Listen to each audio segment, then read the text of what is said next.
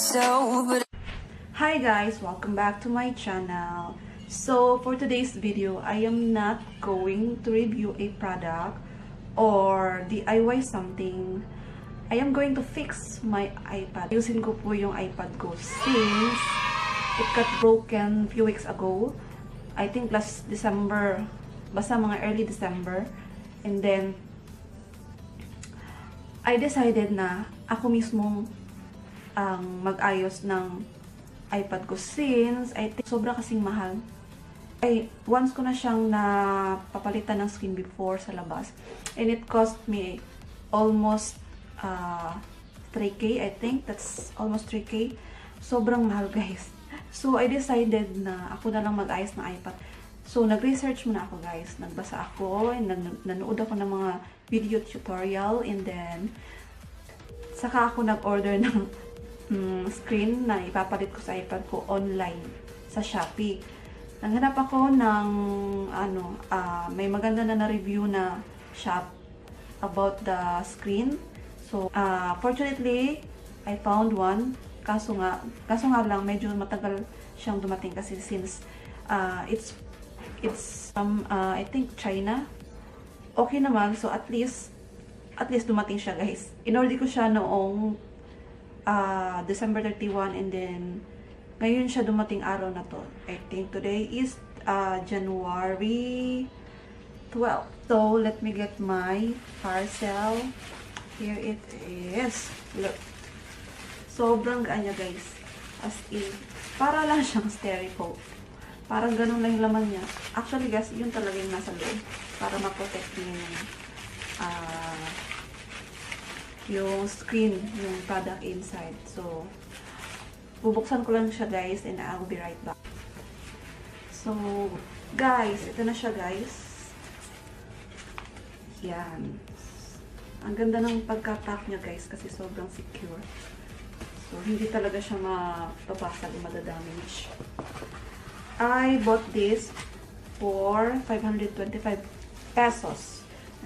Tapos, meron na siyang 130 pesos na shipping. Siguro, okay na rin yung may shipping kasi at least mas secure yung yung product mo. Alam mong mas magiging secure. Kasi usually kasi, guys, sa mga na-experience ko lang na syempre, pag free shipping, ayun, hindi ganun ka-secure yung product nila, guys. Lalo na kapag yung carrier na magdadala is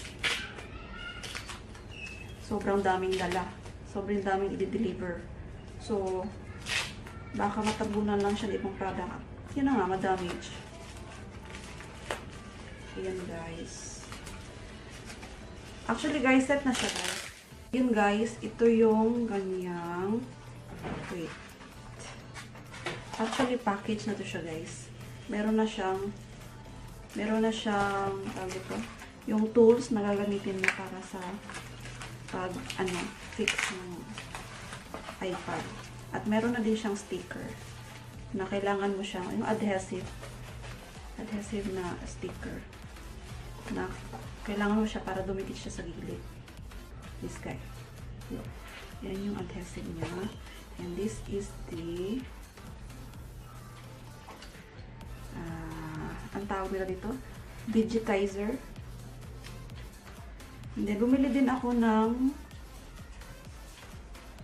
screen protector. Wait. Hindi ko siya makuha. Naka-stick. Ganyan siya ka-secure, guys. Kasi may sticker din siya sa loob. Para hindi siya gumalaw. Ayan, guys. Diba? So, wait. Saan pala yung niya, guys? Ayan. So, let's get started. Okay, guys. Maghahanap muna ako ng gagamitin ko. I'll be right back. Okay, guys. Maghahanap muna ako ng gagamitin ko. I'll be right back. So, ayan, guys. Here's my iPad. As you can see. Brutal yung kanyang pagkabasa, guys. Kasi nilaglag siya ng baby ko. Ayun. Ganyan yung nangyari sa kanya. So, I got this old card. So, ito yung gagamitin ko guys para buksan ko yung gilid. Let's use this to open up the side. The side of the screen. Slowly slide it all over the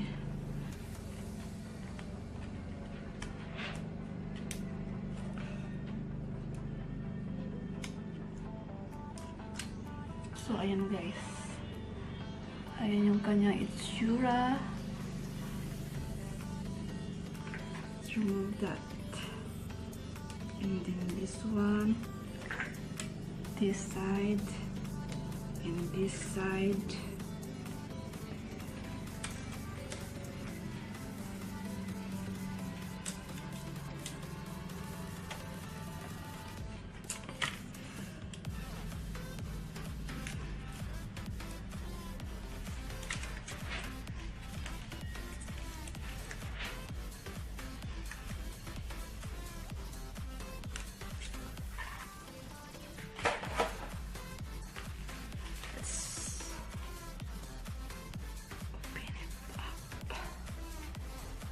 Okay, I got this.